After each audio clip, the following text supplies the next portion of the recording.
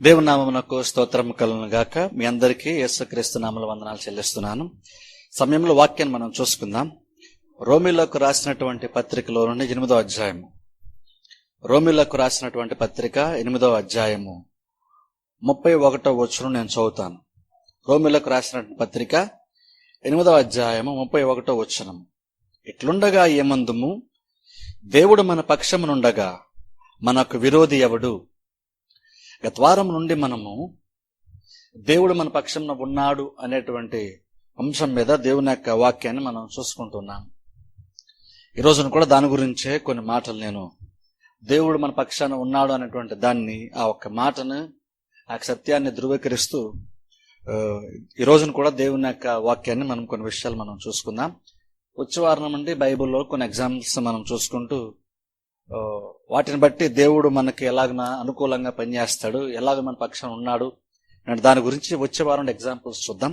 కానీ ఈ రోజున కూడా కొన్ని విషయాలు దీని గురించే నేను మాట్లాడతాను. ఇది తెలుసుకోవడం చాలా చాలా ప్రాముఖ్యం. దేవుడు మన పక్షాన ఉన్నాడటువంటిది తెలుసుకోవడము చాలా చాలా ప్రాముఖ్యం. చాలా మంది క్రైస్తవులకి వాక్యం తెలియక చాలా మంది ఏమనుకుంటారంటే దేవుడు వారికి అనుకూలంగా లేడేమో అనుకుంటారు. బహుశా దేవుడు వారికి విరోధంగా ఉన్నాడు అని చెప్తే ఎవరు నమ్మరేమో కానీ, ఆ విషయంలో పెద్ద ప్రాబ్లం ఉండకపోవచ్చేమో కానీ, దేవుడు మన పక్షాన ఉన్నాడు అనేటువంటి విషయంకి వస్తారు మాత్రము చాలా మంది అది నమ్మలేకపోతూ ఉంటారు. అందుకని ఈ యొక్క అంశము చాలా ప్రాముఖ్యమైనటువంటిదని నేను అనుకుంటున్నాను. కనుక మనం చూసినట్లయితే ఇక్కడ అపోస్తలుడు ఏంటంటే పౌలు ఈ 31వ వచనంలో 8వ అధ్యాయం 31వ వచనంలో ఏమంటున్నాడంటే, ఇట్లుండగా ఏమందుము, దేవుడు మన పక్షమునుండగా మనకి విరోధి ఎవడు అంటున్నాడు. ఇప్పుడు చూడండి, ఇక్కడ పౌలు అంటున్నటువంటి మాట ఏంటంటే ఇట్లుండగా ఏమందుము అని అంటున్నాడు. ఇట్లుండగా అంటే అర్థం ఏంటంటే, కొంచెం మనం పైకి వెళ్ళి చదివితే పౌలు అక్కడ కొన్ని కారణాలు చెప్తున్నాడు, కొన్ని విషయాలను, కొన్ని వాస్తవాలను, కొన్ని సత్యాలను అక్కడ పౌలు ఆ ముందున 2-3 వచనాల్లో కొన్ని విషయాలు రాశాడు. వాటిని బట్టి, ఆ ప్రాముఖ్యమైనటువంటి ఆ కార్యాలను బట్టి మనం ఏమంటాము అంటే, మనం ఏమనొచ్చు, మనం ఏం అనగలము, మనం ఏమని నమ్మచ్చు, ఏమని అనుకోవచ్చు అంటే అని అప్పుడు అంటున్నాడు, దేవుడు మన పక్షాన ఉండగా మనకి విరోధి ఎవడు. ఇప్పుడు చూడండి, అక్కడ దేవుడు మన పక్షాన ఉంటే మనకి విరోధి ఎవరు అంటలేదు. ఇప్పుడు చూడండి, చాలా మంది ఏం నమ్ముతారంటే దేవుడు కనుక మన పక్షాన ఉంటే మనకి విరోధి ఎవరైనా సరే పర్వాలేదు లేండి అనేవాళ్ళు చాలా మంది ఉంటారు. కానీ దేవుడు నా పక్షాన ఉన్నాడు అనేటువంటిది మాత్రం చాలా మంది ఖచ్చితంగా చెప్పలేకపోతుంటారు. ఇక్కడ పౌలు దేవుడు మన పక్షాన ఉండగా మనకు విరోధి ఎవడు అంటున్నాడు అంటే దాని అర్థము దేవుడు ఎప్పుడు కూడా మన పక్షాన ఉంటున్నాడని చెప్తున్నాడు. ఇక్కడ పైన కొన్ని కారణాలు చెప్పాడు. వాటిని బట్టి ఇప్పుడు ఏమంటున్నాడంటే, వీటిని బట్టి మనకు అర్థమవుతున్నటువంటి విషయం ఏంటంటే, మనం ఏమంటామంటే దేవుడు మన పక్షంలో ఉండగా, దేన్ని బేస్ చేసుకున్న మాట అంటున్నాడంటే కొంచెం పైకి వెళ్ళి చదివితే అక్కడ మనకు అర్థమవుతుంది. అక్కడ 28వ వచనం చదువుతాను చూడండి. దేవుణ్ణి ప్రేమించు వారికి అనగా ఆయన సంకల్పము చొప్పున పిలువబడిన వారికి మేలు కలుగుటకై సమస్తమును సమకూడి జరుగుచున్నవని ఎరుగుదుము. ఎందుకనగా చూడండి, 28వ వచనంలో ఏమో మనకి దేవుని ప్రేమించు వారికి అనగా ఆయన సంకల్పము చొప్పున పిలువబడినటువంటి వారికి మేలు కలుగుటకై సమస్తమును సమకూడి జరుగుచున్నవని ఎరుగుదుమంటున్నాడు. సమస్తమును సమకూడి జరుగుతాయని నమ్ముతున్నాం అంటలేదు, జరుగుతాయని తెలుసు అంటున్నాడు. అన్ని మేలుకరంగా జరుగుతాయి అంటే అన్ని అంటే అర్థం ఏంటంటే, ఏదైతే మనకు బాధ కలిగించిందో, ఏదైతే మనకి ఇబ్బంది కలిగించిందో, మనకు బాధ కలిగించి మన ఏదైతే బ్యాడ్ ఎక్స్పీరియన్సెస్ అంటామో, ఏదైతే చేదు అనుభవాలు అంటామో, వాటిని కూడా దేవుడు అంట మేలుకరంగా మార్చగలడని మనకు తెలుసు అంటున్నాడు పౌలు. ఇక్కడ ఎరుగుదుం అంటున్నాడు. ఎందుకని అలా నమ్మడానికి గల కారణం ఏంటి? మంచిని మాత్రమే మంచిగా కాదు, చెడు అనుభవాన్ని కూడా మంచిగా దేవుడు మార్చగలడు అని చెప్తున్నాడు. ఆ చెడు అనుభవము అనేక రకాల కారణాలు బట్టి రావచ్చు. అది ఒక్కోసారి మనమే చేసుకుంది కావచ్చు, లేదంటే ఇతరుల వల్ల అది కలిగినటువంటి అనుభవం అయి ఉండొచ్చు. ఏదైనప్పటికీ కూడా దేవుడు చివరికి దాన్ని మేలుకరంగా మార్చగలడనే విషయం మనకు తెలుసు అంటున్నాడు. ఎందుకని ఎలా చెప్పగలడు పౌలు ఆ మాటని? ఇప్పుడు ఒక కార్యం జరిగిన తర్వాత, ఒక చెడు కార్యం జరిగిన తర్వాత, ఆ చెడులో ఉండి కనుక ఒక మంచి జరిగితే అప్పుడు ఆ ఒక్క కార్యాన్ని మనం బేస్ చేసుకొని అప్పుడు చివరికి మనం ఏం చెప్పొచ్చు అంటే, అంత జరిగిన తర్వాత ఏం చెప్పొచ్చు అంటే, అది అలాగా దాన్ని చెడును కాస్త మేలుగా దేవుడు మార్చాడు అని, జరిగిపోయినటువంటి కార్యాలు అంటే చేదుగా ఉన్నాయి అనుకున్నటువంటివి మధురంగా దేవుడు మార్చిన తర్వాత ఆ ఒక్క కార్యం గురించి మనం చెప్పొచ్చు దేవుడు మేలుకరంగా చేశాడని. కానీ ఇక్కడ పౌలు స్పెసిఫిక్ గా ఏదో ఒక సంఘటన బేస్ చేసుకోవట్లేదు. విశ్వాసక జీవితములో ప్రతీది ఇలాగనే జరుగుతుంది అంటున్నాడు. ఎలా జరుగుతుందంటే సమస్తమును సమకూర్చి దేవుడు మేలుకరంగా జరిగిస్తాడనే విషయం మనకి తెలుసు అంటున్నాడు. అంటే అర్థం ఏంటంటే గతమే కాదు, ప్రస్తుతం ఒకవేళ కొంచెం చెడు జరుగుతున్నా సరే, ప్రస్తుతం కొన్ని ఇబ్బందులు మనం ఎదుర్కొంటున్నా సరే, ప్రస్తుతం కొన్ని సమస్యలు మనం అనుభవిస్తున్నా సరే, పౌలు ఏమంటున్నాడంటే చివరికి అది ఏం జరుగుతుందంటే, ఎలా జరుగుతుందంటే అది మేలుకరంగానే జరుగుతుంది అంటున్నాడు. ఇప్పుడు జరుగుతుందే కాదు, ఒకవేళ రేపేళ్ళు ఇంకేదన్నా జరిగినా సరే, చెడు జరిగినా సరే, ఏదన్నా ఒక నష్టం జరిగినా సరే, చివరికి దేవుడు దాన్ని మేలుకరంగా మార్చగలడు అనే విషయాన్ని, ప్రతి కార్యం కూడా సమకూర్చి దేవుడు మేలుకరంగా జరిగిస్తాడని చెప్తున్నాడు. ఎందుకు అలా జరుగుతుందంటే అని అంటున్నాడు. ఎందుకనగా నాకు రీజన్ ఆయనే చెప్తున్నాడు. ఎందుకంటే తన కుమారుడు అనేక సహోదరుల్లో జ్యేష్ఠుడగినట్లు, ఇక్కడ గమనించండి, దేవుడు ఎవరిని ముందుగా ఎరిగేనో వారు తన కుమారునితో స్వారూప్యం గలవారగుటకు వారిని ముందుగా నిర్ణయించాను. మరియు ఎవరిని ముందుగా నిర్ణయించానో వారిని పిలిచాను, ఎవరిని పిలిచానో వారిని నీతిమంతులుగా తీర్చాను, ఎవరిని నీతిమంతులుగా తీర్చానో వారిని మహిమపరిచాను. ఇప్పుడు చూడండి, అక్కడ దేవుని యొక్క కార్యం గురించి మాట్లాడుతున్నాడు పౌలు. మాట్లాడుతూ అంటున్నాడు, దేవుడు ఎవరిని ముందుగా ఎరిగాను అని.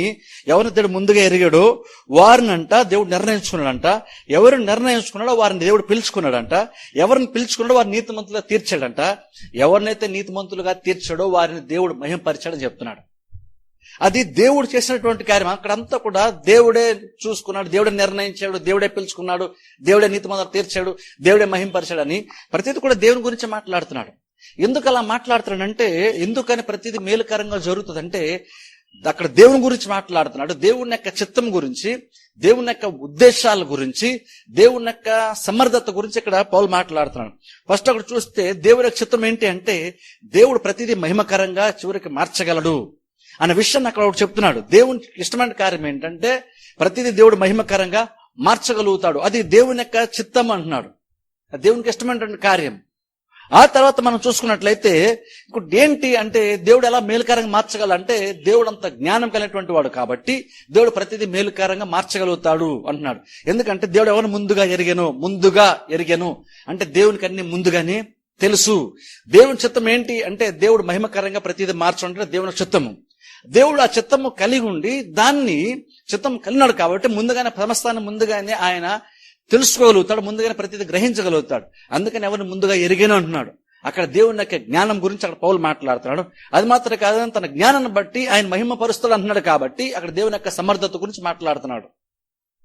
ఇంత రకంగా చెప్పాలంటే ఇక్కడ పౌలు సింపుల్ గా మనం చెప్పాలి 3 రకాలు చెప్పచ్చు. ఒకటి ఏంటంటే, ఒకటి దేవుని చిత్తం ఏంటో చెప్తున్నాడు. అంటే దేవుడు ఎలా ముందుగానే ఈ మహిమపరచాలనుకుంటే ఒక ఆలోచన, ఒక చిత్తము, ఆయనకి ఇష్టం కార్యబట్టి తన మనసులో ఉందంటున్నాడు. ఉంది కాబట్టి దేవుడు తన జ్ఞానాన్ని బట్టి ముందుగానే కొన్ని కార్యాలను ముందుగానే సిద్ధపరుస్తున్నాడు.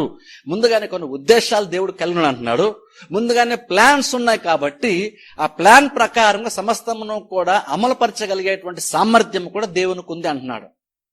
ఇప్పుడు చూడండి, మనం ప్రతిదీ ముందుగా మనం తెలుసుకోలేం, కానీ కొన్ని విషయాలు ముందు గ్రహించగలుగుతాము.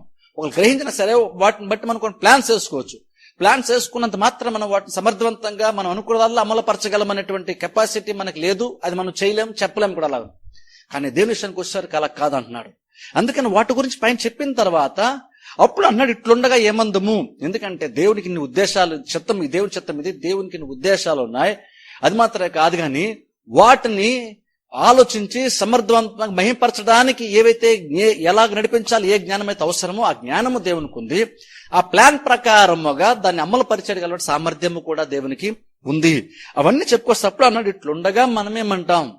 ఇవన్నీ ఉంటుండగా మనం ఏం చెయ్యాలంటలేదు, మనం ఏమంటాం అంటున్నాడు.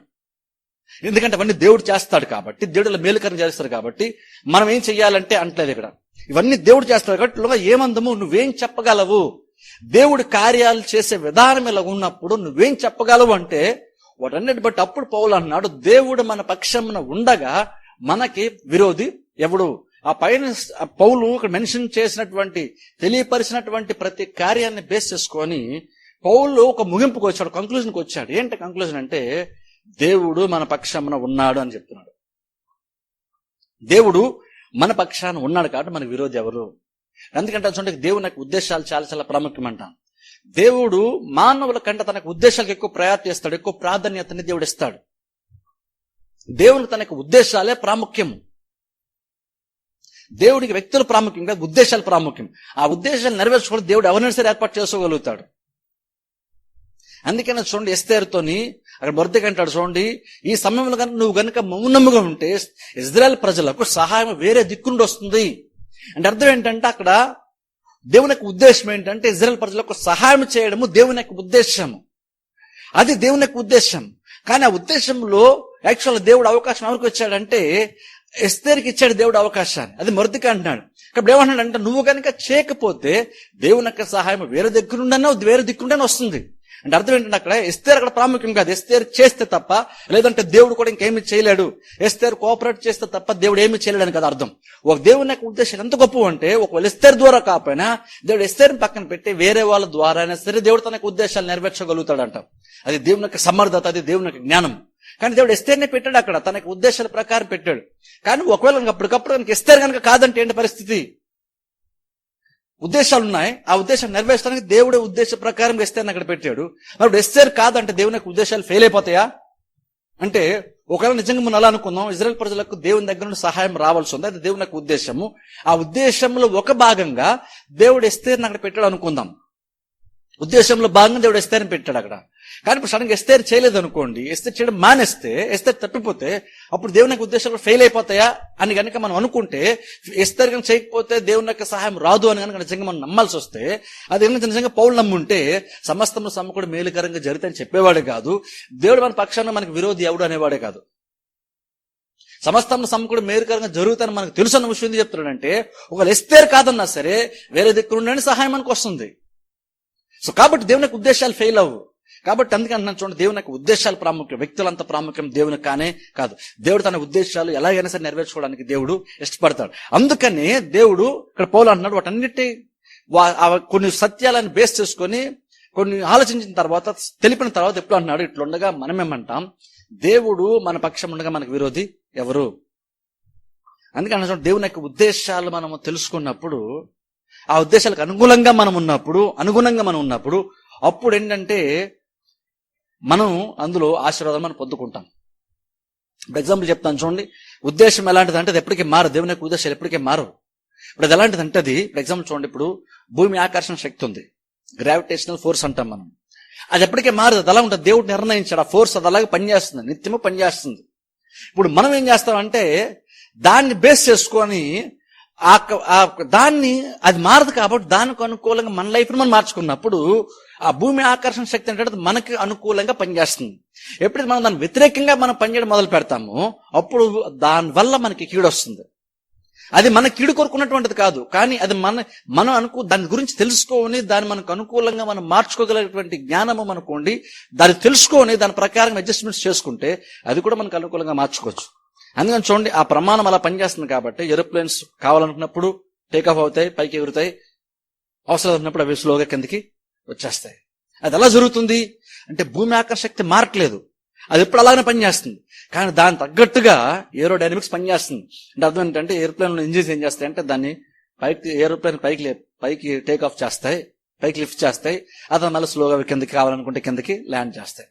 ప్రమాణం ఎక్కడ మారదు, అది అలా ఉంటుంది. దానికి అనుకూలంగానే మనం మార్చుతున్నాం ప్రతిదీ.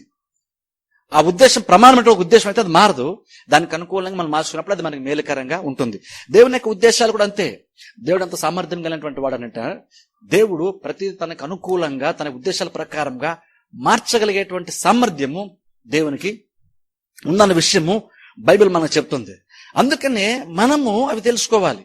ఎందుకంటే పౌలు అక్కడ పైన చెప్తున్నాడు, ఇట్లుండగా ఏమంటాం మనం, అవన్నీ వాళ్ళ దేవుడు ఇలా చేస్తాడు, దేవుని కార్యాలు ఇలా ఉంటాయి కాబట్టి మనం ఏం చెప్తాం, మనం ఒకటే చెప్పగలుగుతాం. ఏం చెప్పగలుగుతామంటే దేవుడు మన పక్షం ఉన్నాడు అనే విషయం మనం చెప్పగలుగుతాం అంటున్నాడు. ఫర్ ఎగ్జాంపుల్ చూడండి, బైబిల్లో మనం చూసినట్లయితే అక్కడ మనము యోసేపుని ఎగ్జాంపుల్ గా తీసుకోవచ్చు. యోసేపు పట్ల దేవునికి అంటూ ఒక ఉద్దేశం ఉంది, అది మన అందరికీ తెలుసు. యోసేపు గురించి అందరికీ తెలుసు. యోసేపు పట్ల దేవునికి ఒక ఉద్దేశము ఉంది. ఆ ఉద్దేశాన్ని బట్టి దేవుడు చూడండి ఎలా చేస్తున్నాడు మనం గమనిస్తే ఆశ్చర్యం కలుగుతుంది. ఎందుకంటే వాళ్ళ అన్నీలు అక్కడ యోసేపు కీడు తలపెడదామని చూశారు, వాళ్ళు అసూయపడ్డారు, కీడు తలపడ చూశారు, గోతులో పడేశారు. తర్వాత ఏమో బానిసగా అమ్మబడ్డాడు. ఆ తర్వాత అన్యాయంగా తీర్పు పొంది అక్కడ జైలుకి వెళ్ళాడు. అన్యాయంగా జైల్లో చాలా కాలం ఉండాల్సి వచ్చింది. ఆ తర్వాతనే చివరిగా ఓ టైం వచ్చినప్పుడు దేవుడు ఏదైతే ఉద్దేశించాడో దాని ప్రకారంగా దేవుడు యోసేపు యొక్క జీవితంలో నెరవేర్చగలిగాడు. యోసేపు యొక్క జీవితంలో అది నెరవేరడము బైబిల్లో మనం చూస్తున్నాం. ఇప్పుడు ఒకసారి ఆలోచన చేస్తే యోసేపు యొక్క జీవితం కూడా సమస్తమును సమకూడి మేలుకరంగా జరిగింది. ఇప్పుడు అందులో మనం చూస్తే గోతులో పడవేసినప్పుడు కానీ, అన్యాయంగా బానిసగా అమ్మివేయబడినప్పుడు కానీ, అన్యాయంగా జైలుకి వెళ్ళినప్పుడు కానీ ఎక్కడా కూడా యోసేపు ఎవరి మీద ద్వేషం ఎవరి మీద కోపం పెట్టుకోలేదు, ఎవరి మీద ఏం పెట్టుకోలేదు. ఆయన కామ్గా జరిగేదాన్ని చూస్తూ దేవుడు నమ్మి కామ్గా ఉన్నాడు ఆయన, అంతే. దేవుడు చెప్పాడు, దేవుడు చేస్తా నమ్మకం ఉంది. ఆ నమ్మకంతోనే తన జీవితంలో ఏం జరిగినా సరే ఆయన దేవుని యొక్క సహాయం కోరుకు ఎదురు చూస్తూనే ఆయన కామ్గా ప్రతిదాని కొరకు ఎదురు చూస్తూ ప్రతిదీ జరుగుతున్న ప్రతిదాన్ని గమనిస్తూ దేవుని వైపు చూశాడు కానీ మనుషులు ఎక్కడ ద్వేషం పెట్టుకోలేదు. ఎందుకనంటే యోసేపు తెలిసిన విషయం ఏంటంటే దేవుడు చెప్పాడు కాబట్టి ఖచ్చితంగా దేవుడు తనకు అనుకూలంగా జరిగిస్తాడు. ఈ రోజు నేను గోతులో పడ్డాను కాబట్టి దేవుడు నాకు అనుకూలంగా లేడమని అనుకోను. ఈ రోజు గోతులో పడ్డాను కాబట్టి దేవుడు నాకు సహాయం చేయట్లేదని అనుకోను. దేవుడు ప్లాన్ చేశాడు కానీ వీళ్ళ వల్ల నేను గోతులో పడ్డాను, దేవుడు నాకు ఉద్దేశాలు ఫెయిల్ అయ్యాయని నేను యోసేపు ఇప్పుడు అనుకోలేదు. యోసేపు అయినను దేవుని నమ్మిక ఉంచాడు. అలానే కామ్గానే దేవుని యొక్క సహాయం కొరకు వెయిట్ చేశాడు. ఆయన ఏం చేశాడంటే సమస్తము దేవుడు సమకూర్చే వరకు ఆగాడు. సమకూర్చిన తర్వాత ఒక టైంలో మేలుకరంగా జరగటము బైబిల్లో మనం చూస్తున్నాం. అందులో చూడండి, చివరిలో ఆ మేలుకరంగా జరిగినప్పుడు ఇక్కడ చూడండి, యోసేపు వాళ్ళ అన్నిలు వచ్చినప్పుడు, వాళ్ళ అన్నిలు ఫేస్ చేసినప్పుడు మాట మాట్లాడుతున్నాడు. అది ఒకసారి నేను చదువుతాను చూడండి. ఆది కాండంలోనికి వెళ్దాం, చూద్దాం. చూడండి, ఆది కాండము 45వ అధ్యాయము, ఆది కాండం 45వ అధ్యాయము 7వ వచనం మనం చూసినట్లయితే, యోసేపు తన అన్నిలను కలుసుకున్న తర్వాత ఇక్కడ అంటున్న మాట, ప్రాణంతో కాపాడుటకు దేవుడు మీకు ముందుగా నన్ను పంపించెను, కాబట్టి దేవుడే గాని మీరు నన్ను ఎక్కడకు పంపలేదు అని చెప్తున్నాడు. ఇక్కడ చూడండి యోసేపు యొక్క యాటిట్యూడ్ చూడండి, ఇక్కడ యోసేపు యొక్క వైఖరి. అక్కడ యోసేపు వాళ్ళన్నీ కలుసుకున్న తర్వాత ఆయన చెప్పిన తర్వాత ఇప్పుడు అంటున్నాడు చూడండి, ఏమన్నాడంటే ప్రాణంతో కాపాడుటకు దేవుడు మీకు ముందుగా నన్ను పంపించను. మిమ్మల్ని ప్రాణంతో కాపాడడానికి దేవుడు నన్ను ముందుగా పంపించెను అంటే దాని ఉద్దేశము నిజంగా దేవుని యొక్క ఉద్దేశాల ప్రకారమే యోసేపు యొక్క సహోదరులు యోసేపుని గోతులో పడేశారా అంటే అది కానే కాదు. వాళ్ళు స్వార్థంతో పనిని చేశారు. కానీ ఇక్కడ యోసేపు ఏమన్నాడంటే, యోసేపు ఆ పరిస్థితిని ఎలా చూస్తున్నాడంటే అని అన్నాడు, మీరు బాధపడాల్సిన పనులు, ఎందుకంటే మిమ్మల్ని బ్రతికించడానికి దేవుడు నన్ను ముందుగానే ఇక్కడికి పంపించాడు. అది యోసేపు అక్కడ మాట్లాడుతున్నప్పుడు వాళ్ళకి క్రియ దేవుని తన అన్ని లెక్క చేసిన కార్యం మీద చెడు కార్యం ఉందో అది దేవుని చిత్తమని చెప్పట్లేదు. ఆయన చెప్తున్నాడంటే అక్కడ దేవుని యొక్క ఉద్దేశం గురించి అక్కడ చెప్తున్నాడు. ముందుగా దేవుడు నన్ను ఇక్కడికి పంపించాడు అంటున్నాడు. అంటే అర్థం అక్కడ యోసేపు తన యొక్క దేవుని యొక్క ఉద్దేశం గురించి మాట్లాడుతున్నాడు కానీ వాళ్ళు అన్నిలు చేసినటువంటి క్రియను గురించి అక్కడ మాట్లాడట్లేదు. యోసేపు ఎలా చూస్తాను, మీరు నన్ను గోతులో పడేశారు కానీ యాక్చువల్ గా దేవుడు దాన్ని సమకూర్చినప్పుడు దేవుడు ఎలా ప్లాన్ చేశాడంటే, ఎలా చిత్తం కలిగినాడంటే, మీరు నన్ను పడేసేటప్పుడు మీరు అనుకున్నారంటే నన్ను గోతులో పడేస్తే మీరు అనుకుంటున్నారు కానీ మీరు యాక్చువల్ గా ఏంటంటే ఒక టైంలో మీకు సహాయం అవసరం అవుతుంది. మిమ్మల్ని బ్రతికించడం కొరకు దేవుడు ముందుగానే నన్ను అక్కడ పంపించేశాడు. మీరు నన్ను గోతులో పడేశారంటలేదు, దేవుడు మీరు నన్ను గోతులో పడేసేటప్పుడు దేవుడు నన్ను ముందుగానే అక్కడ పంపిస్తున్నాడు. దేవుడు ముందుగానే ఎరిగాడు కాబట్టి దేవుడు అలా ప్లాన్ చేశాడని చెప్తున్నాడు ఇక్కడ. అందుకని చూడండి చివరిలో అక్కడ మాట్లాడుతూ ఆది కాండము 50వ అధ్యాయంలో ఆది కాండం 50వ అధ్యాయం 20వ వచనంలో కూడా అదే మాట అంటాడు. చూడండి, మీరు నాకు కీడు చేయని ఉద్దేశించారు గాని నేటి దినమున జరిగినట్లు, మీరు నాకు కీడు చేయని ఉద్దేశించారు.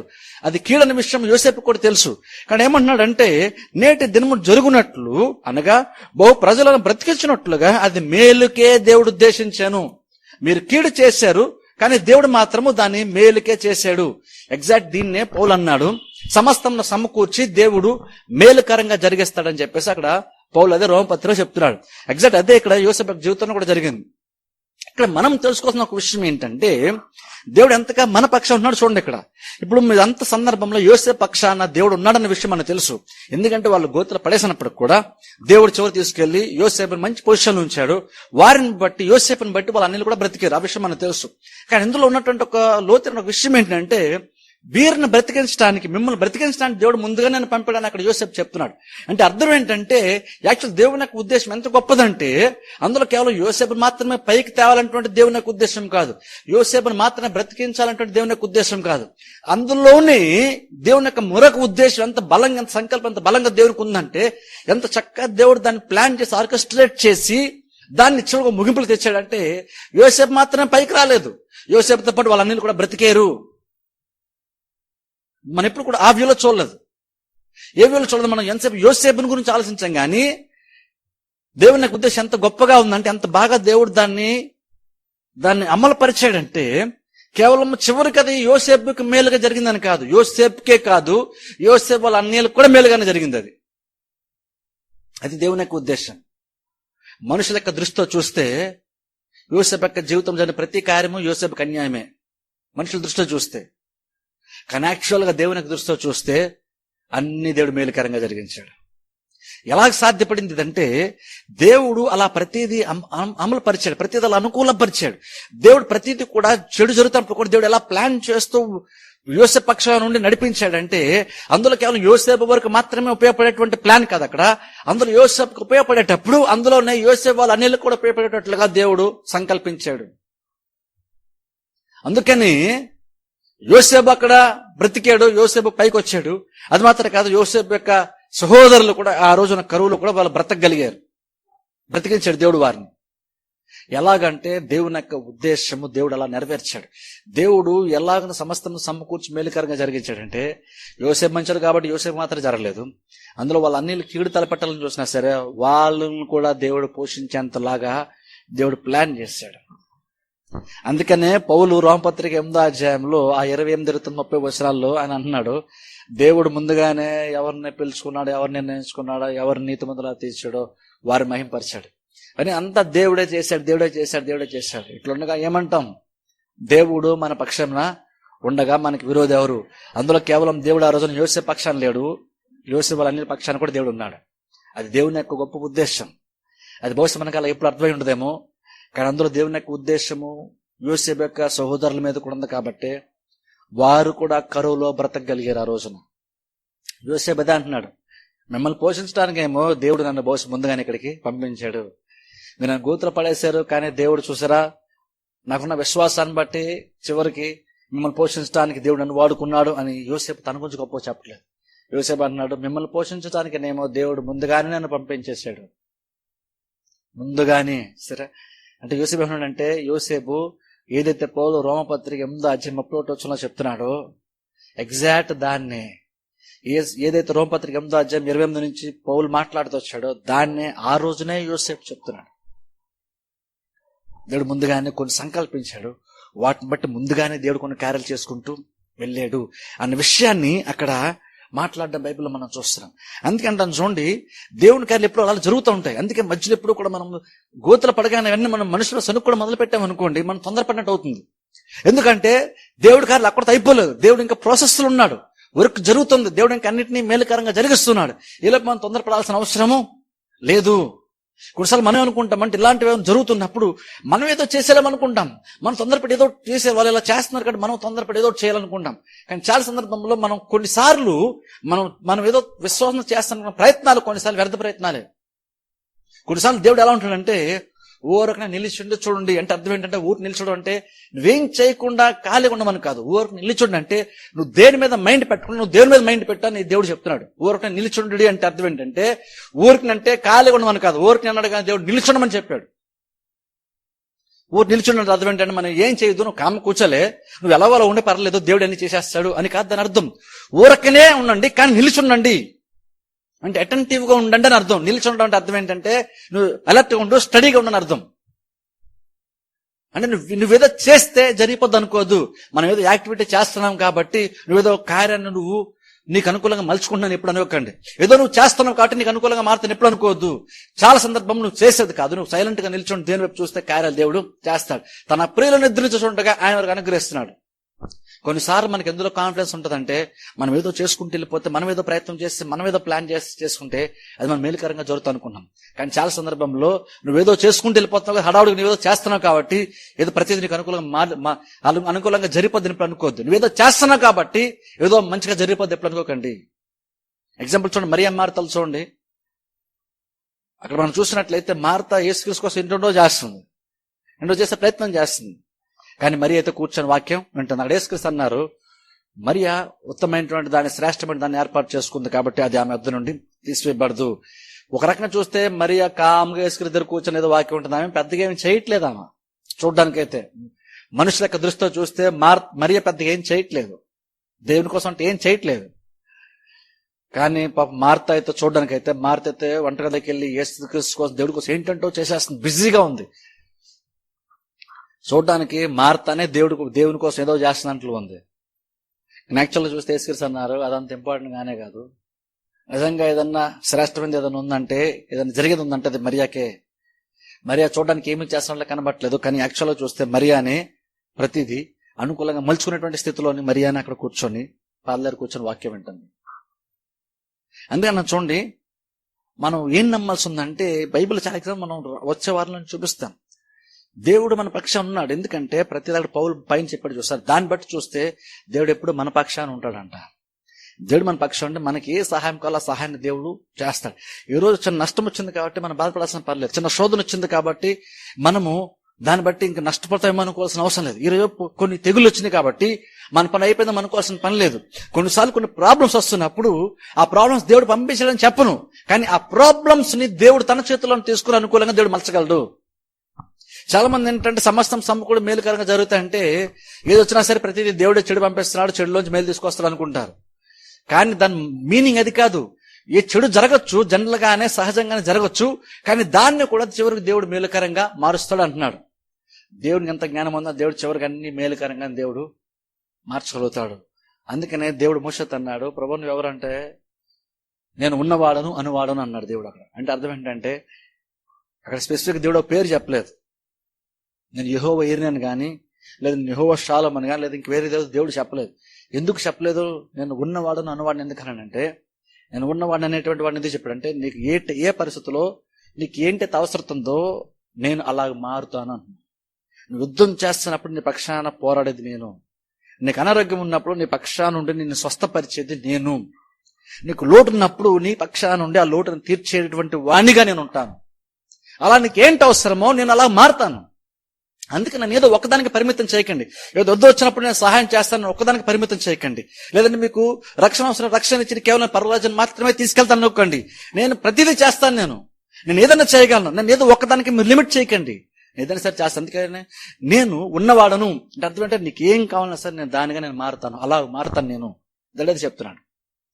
అందుకని దేవుని ఏదో ఒకదానికి లిమిట్ చేయకండి. దేవుడు మన పక్షం ఉన్నాడని చెప్తున్నప్పుడు అర్థం ఏంటంటే, ఈ రోజుల్లో మనకేం పెద్ద ఇజ్రాయెల్ ప్రజలు యుద్ధాలు జరిగినప్పుడు దేవుడు అట్లుగా ఇప్పుడు మనకి యుద్ధాలు జరగకపోవచ్చు, కానీ ఇప్పటికీ మనకి చాలా పోరాటాలు ఉంటాయి.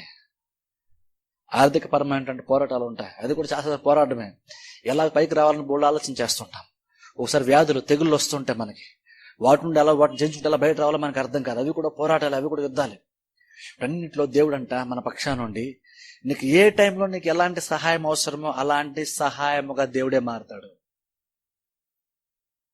అందుకనే భక్తులు అన్నాడు, దేవుడు నాకు సహాయుడు అన్నాడు. అంటే నీకు ఇప్పుడు చూడండి, మనకు రోగం వస్తే డాక్టర్స్ మనకి హెల్పర్స్ ఉన్నారు, రోగం విడుదల పొందుకోవడానికి హెల్ప్ చేస్తున్నారు. అతను నమ్మగలుగుతున్నాం. కానీ అదే డాక్టర్ నీకు వేరే వ్యవస్థ పనిచేయడు. అలాగే వేరే వాళ్ళు నీకు అనారోగ్యం వచ్చినప్పుడు వాళ్ళు పనిచేయరు. నీకు ఎవరు కాల స్పెషలిస్టులు ప్రత్యేకంగా ఉంటారు. కానీ దేవుడి దగ్గరికి వచ్చేసరికి అద్భుతం ఏంటంటే, నీకు రోగం వచ్చినప్పుడు దేవుడు డాక్టర్ లాగా పనిచేస్తాడు, నీకు అనుకూలంగా స్వస్థపరుస్తాడు, నిన్ను బాగు చేస్తాడు, నీకు ఆయుష్ను కూడా దేవుడు ఇస్తాడు.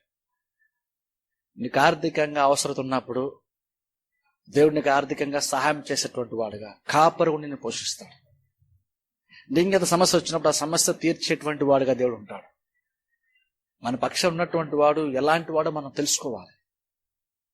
అనేదన్నా చేయగలడు, దేన్నన్నా అనుకూలంగా మార్చగల సమర్థత మన దేవుని పొంది. అందుకనే పౌలు అన్నాడు, యెహోవా మన పక్షం ఉండగా మనకి విరోధి ఎవరు?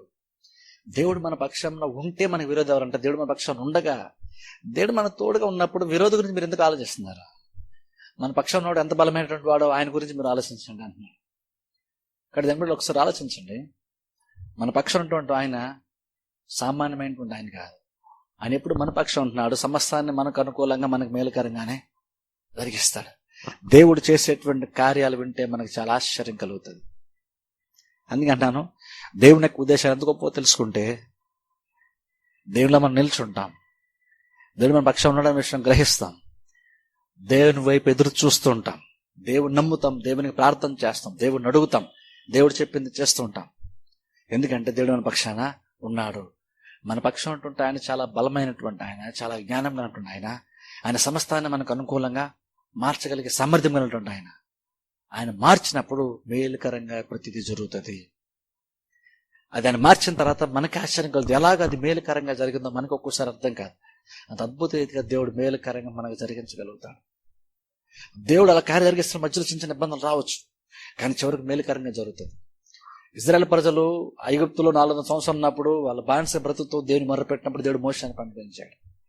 మోషేని పంపించి నేను మీ పక్షాన కార్యం స్టార్ట్ చేసిన విషయాన్ని దేవుడు మోషేని పంపించడం ద్వారా ఇజ్రాయెల్ ప్రజలకు తెలియపరుచుకున్నాడు.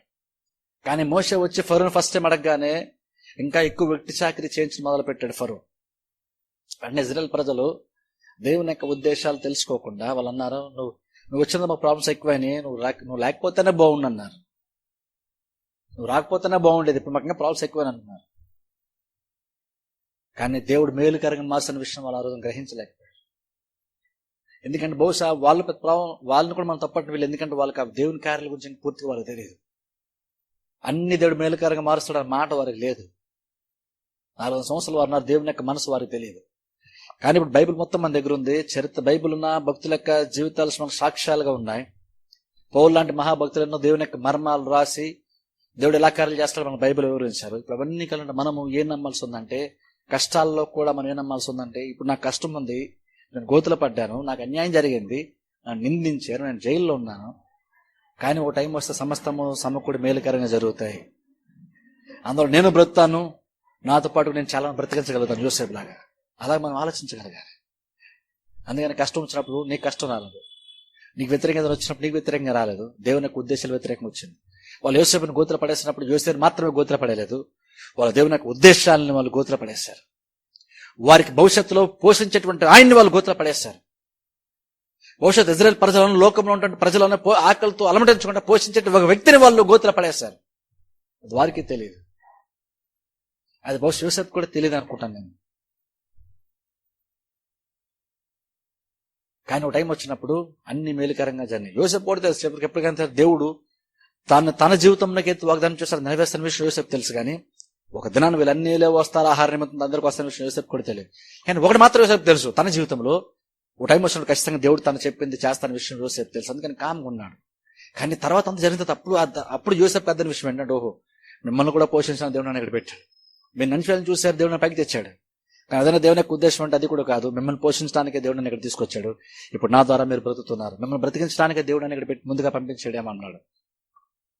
దేవుని యొక్క ఉద్దేశాలు ఎంత గొప్ప అంటే, యోసేపుకి అన్యాయం జరిగింది కాబట్టి యోసేపు న్యాయం చేయడం కోసం యోసేపు నా పొజిషన్లు పెట్టలేదు, యోసేపు అన్యాయం చేసేటువంటి వాళ్ళని కూడా పోషించడానికి యోసేపుని దేవుడు అక్కడ పెట్టాడు. అంత గొప్పగా దేవుని యొక్క ఉద్దేశాలు నెరవేరుతున్నాయి. ఆ విషయం తర్వాత యోసేపు కూడా అర్థమైంది. ఎందుకన్నాడు, మిమ్మల్ని పోషించడానికి దేవుడు నన్ను పెట్టాడేమో అన్నాడు. మరి దీన్ని బట్టి ఆలోచించండి, దేవుని యొక్క ఉద్దేశాలు చాలా గొప్పవి. దేవుడు చాలా కార్యాలు మనకు అనుకూలంగా మార్చగలుగుతాడు. ఈ రోజు మనం తాత్కాలిక వచ్చిన ప్రాబ్లమ్స్ తాత్కాలికమే, అవి ఒక రోజున పోతాయి. దేవుడు అన్ని ఉద్దేశాలను సమకూర్చినప్పుడు అన్ని పోతాయి, అన్ని మేలుకరంగా మనకి జరుగుతాయి. అది కనుక నమ్మితే ముందుగానే దేవుని మీద మనం ఆధారపడతాం, దేవుని మీద మనం చూస్తాం. ఎందుకంటే లోకంలో ఉన్నవాని కంటే మనలో ఉన్నటువంటి ఆయన గొప్పవాడు, మన పక్షాన ఉన్నట్టు ఆయన దేవుడే కాబట్టి ఆయన సమస్తమును సమకూర్చి మన మేలుకరంగా జరిగిస్తాడు. కాబట్టి మనుషులు ఎవరికి మన విరోధమో అని ఆలోచించుకోవాల్సిన అవసరం లేదు. మనుషుల గురించి కంటే మన పక్షం ఉన్నటువంటి ఆయన మీద దృష్టి పెట్టి, ఆయన మీద మనసు పెట్టి ఆయన చెప్పి చేస్తుంటే చాలు, ఓ టైం వచ్చిన సమస్తమును సమకూర్చి మహిమకరంగా దేవుడు మార్చగలుగుతాడు. అదే పౌలు అంటున్నాడు. ఇట్లుండగా మనం ఏమంటాం, దేవుడు మన పక్షం ఉండగా. పౌలుకి ఎటువంటి డౌట్ లేదు, పౌలు కూడా చాలా శ్రమలు పడ్డాడు పరిచర్లు, కానీ దేవుడు తన పక్షాన్ని లేడేమో అన్న డౌట్ ఎప్పుడు కూడా పౌలుకు రాలేదు. అందుకని రూఢిగా రమ్ముతూ ఏమంటాడంటే, దేవుడు మన పక్షం ఉండగా మనకు విరోధి ఎవడు అని శ్రమల గురించి, కష్టాల గురించి, ఉపద్రవాల గురించి, ఆకలి దప్పుల గురించి, వస్త్రహీనత గురించి మాట్లాడతాడు అక్కడ. నడదండి కేవలం ఏంటంటే ఏదో ఒక దాని గురించి మాత్రమే కాదు, మన నీతి మనం తీర్చడం గురించే కాదు, నీకు వస్త్రహీనత ఉన్నప్పుడు కూడా దేవుని పక్షాన్ని పనిచేస్తాడు, నీకు శ్రమలు ఉన్నప్పుడు నీ పక్షాన్ని పనిచేస్తాడు, నువ్వు ఆకలితో ఉన్నప్పుడు నీ పక్షం దేవుడు పనిచేస్తాడు, సమస్తం సమకూర్చి దేవుడు మేలుకరంగా జరిగిస్తాడు. ఎందుకంటే దేవుడు నీ పక్షం ఉన్నాడు, నీకు అనుకూలంగా దేవుడు సమస్తమును సమకూర్చి మేలుకరంగా జరిగిస్తాడు. నిన్ను మాత్రం పోషించడు, నీ చుట్టూ ఉన్న వారిని కూడా దేవుడు పోషిస్తాడు. అంత గొప్ప ఉద్దేశాలు దేవుడు కలిగి ఉన్నాయి. అది దేవుని యొక్క ఉద్దేశాలను గ్రహించినట్టయితే ముందుగానే మనం నెమ్మది కలిగి ఉంటాం. ఏది గ్రహించంటే దేవుడు టైం అన్ని మేలుకరంగా జరిగిస్తాడు. ఈ రోజు నాకు ఏదైతే ఇబ్బంది వచ్చిందో ఆ ఇబ్బందులను నశించిపెట్టడం కాదు, ఖచ్చితంగా దేవుడు మేలుకరంగా జరిగిస్తాడని గ్రహిస్తాను.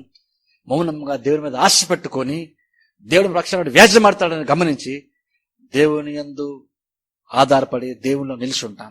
ఓ టైం సమస్తము దేవుడు సమకూర్చి మేలుకరంగా దేవుడు మనకి జరిగిస్తాడు. ఎందుకంటే దేవుడు మన పక్షం ఉన్నాడు. అందుకనే జరిగిన తర్వాత కాదు, ముందుగానే మనం కూడా పౌలులాగా చెప్పొచ్చు. ఎంత ధైర్యంగా మనం కూడా పౌలు చెప్పొచ్చు అంటే, ఇట్లా మనమే ఉంటాం, దేవుడు నా పక్షం నాకు విరోధి ఎవరు, ఎందుకంటే దేవుడు నాకు అన్ని మేలుకరంగానే దేవుడు జరిగిస్తాడు. ఎందుకంటే దేవుడు నా పక్షాన ఉన్నాడు నాకు విరోధి ఎవరు? ప్రార్థన చేసుకుందాం. మమ్మల్ని మిక్కిలిగా ప్రేమిస్తున్న మా తండ్రి, పరిశుద్ధమైన మా తండ్రి, నీ పరిశుద్ధమైన శ్రేష్ఠ నామమునకు వందనాలు, స్తోత్రాలు చెల్లిస్తున్నాం ప్రభు. వాక్యమైన ప్రతి బిడ్డని పేరు పేరు మీరు జ్ఞాపకం చేసుకున్నాం తండ్రి. దీవించండి, ఆశీర్వదించండి ప్రభు. నువ్వు నిత్యం పక్షాన ఉండి వ్యాజమైనటువంటి వాడవని, మా పక్షం నుండి యుద్ధం చేసేటువంటి వాడవని, మా పక్షాన్ని మమ్మల్ని బ్రతికించేటువంటి వాడవని, మా పక్షా నుండి ప్రభు తండ్రి యుద్ధం చేసేటువంటి వాడవని, మా పక్షా నుండి తండ్రి మా ముందు నడిపించేటువంటి వాడవని మేము గ్రహించే ప్రభా, దినదినము మీ పైన మేము ఆధారపడడానికి సహాయం చేయమని ప్రార్థిస్తున్నాం ప్రభు. నువ్వు నిత్యం పక్షం ఉండేటువంటి వాడవని ప్రభా మేము గ్రహించి, మేము నమ్మిక ఉంచి మీ పైన ఆశ పెట్టుకొని ప్రభా, మీరు చేయబోయేటువంటి కార్యం కొరకు ఎదురు చూసేటువంటి వారిని చేయమని ప్రార్థిస్తున్నాం. ఏది ఏమైనప్పటికీ ప్రభా, నీ మా పక్షాన ఉంటావు, మా పక్షాన కార్యాలు జరిగిస్తావని నమ్మకంతో ప్రభా, స్థిరమైన నమ్మకంతో మేము బ్రతడానికి సహాయం చేయమని ప్రార్థిస్తున్నాం. వాక్యం ఉన్న ప్రతి బిడ్డని పేరు పేరు జ్ఞాపకం చేసుకొని దీవించండి, ఆశీర్వదించండి. ఈ వాక్యమును ఫలింప చేయమని ప్రార్థిస్తున్నాం ప్రభా. ఈ వాక్యం ద్వారా నువ్వు నిత్యం పక్షం ఉండేటువంటి వాడవని ప్రభా మేము నమ్మి స్థిరంగా అందులో కొనసాగడానికి సహాయం చేయమని ప్రార్థిస్తున్నాం. వాక్యమైన ప్రతి బిడ్డని మీరు దీవించి ఆశీర్వదించండి. యేసుక్రీస్తు నామమున ప్రార్థిస్తున్నామా పరమతండ్రి, ఆమేన్. మన తండ్రి దేవుని ప్రేమయు, కుమారుడు యేసుక్రీస్తు యొక్క కృపయు, పరిశుద్ధాత్మ నిత్య సన్నిధి సహవాసం మనందరికీ సదాతోడే నడిపించును గాక. ఆమేన్. దేవుడు మిమ్మల్ని దీవించును గాక.